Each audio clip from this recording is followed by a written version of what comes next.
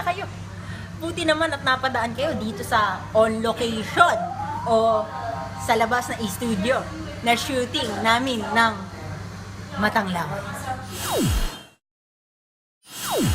Ngayong episode ay ating tatalakayin ang isa sa nakakabigla at nakakapanggising na inumin. Ito ay ang kape o ang coffee. Ang kape o ang coffee ay nagmula sa mga coffee seeds. Ang mga coffee seeds naman ay unang namataan sa mountainous province ng Capiz. May iba't ibang mga uri o variety ang coffee. Halimbawa, ang Americano na galing Amerika, o ang Arabica na galing Arabia, o ang Macchiato na galing namang Macchia. Dalawang steps ang pag-inom ng kape. Ang una dito ay ang paglapit ng mug o ng lalagyan ng kape sa iyong bibig.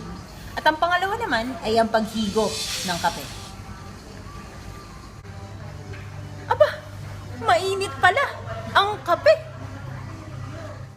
Natural na mapait ang kape, kaya naman marami ang nagtataka, bakit nga ba tayo umiinom nito?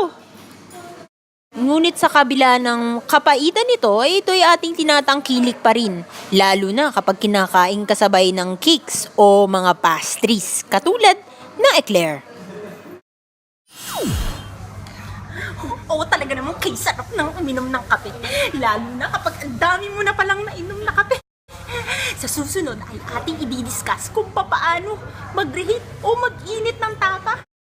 Na dapat ay i-discuss natin yan tsaka nung nakabirang episode pero hindi natin nagawa. Aba, akalain mo magsasarado na pala ang coffee shop. Paalam!